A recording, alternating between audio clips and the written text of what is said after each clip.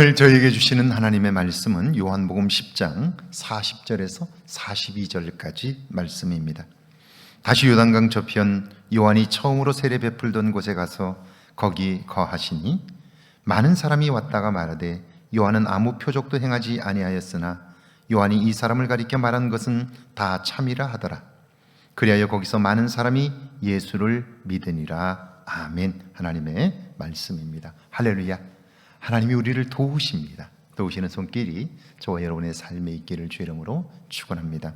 사무엘상 17장에 보면 다윗은 아버지의 심부름으로 전쟁에 나간 형들의 안부를 확인하기 위하여 형들이 나간 전쟁터를 찾게 됩니다.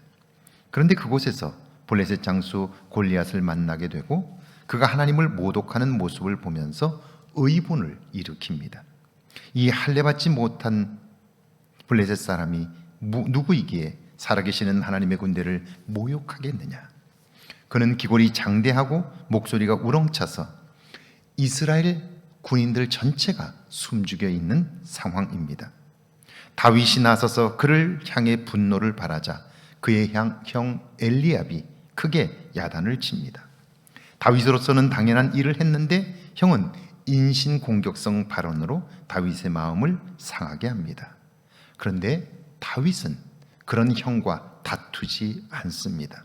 다만 하나님을 모독한 골리앗과 한판 전쟁을 벌였고 큰 승리를 거둡니다.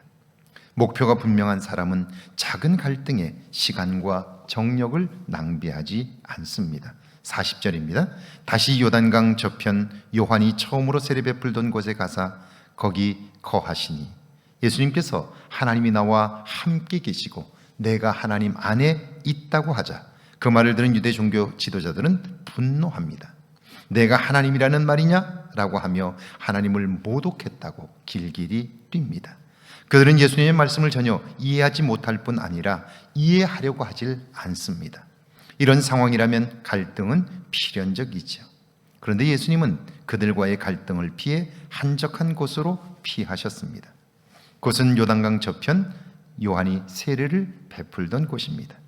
이 땅에서 해야 할 일들이 아직 남아 있었기에 예수님은 그들과 대면하여 더 이상 논쟁하지 않으셨고 자신에게 주어진 일들을 묵묵히 수행하십니다. 41절이죠. 많은 사람이 왔다가 말하되 요한은 아무 표적도 행하지 아니하였으나 요한이 이 사람을 가리켜 말한 것은 다 참이라 하더라.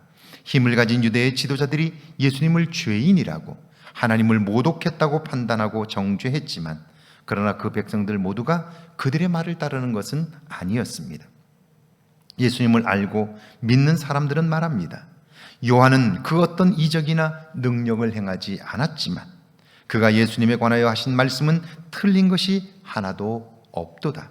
세례 요한은 억울하게 그리고 비참하게 죽은 것 같지만 그가 한 일과 말들이 사람들의 마음에 남아 있습니다.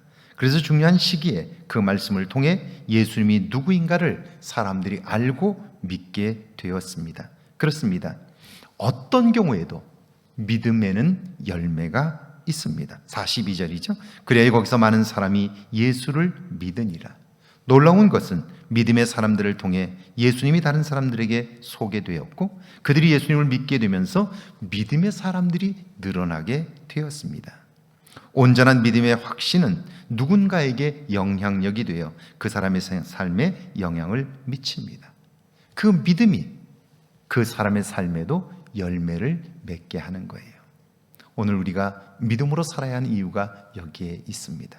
믿음으로 살아 아름다운 열매가 있기를 주의 이름으로 축원합니다. 함께 기도합니다. 갈등의 때에도 그것을 피하여 하나님의 일에 집중하게 해달라고요. 믿음의 선한 영향력을 갖게 해달라고요. 함께 기도합니다. 주님, 갈등의 때에도 그것을 피하여 하나님의 일에 집중하게 하옵소서. 믿음의 선한 영향력을 갖게 하셔서 하나님의 일들을 이루게 하옵소서. 여호와의 은혜를 베푸셔서 우리를 통해 행하실 하나님의 일들을 보게 하시고 오늘도 믿음의 열매들을 보는 은혜가 우리에게 있게 하옵소서.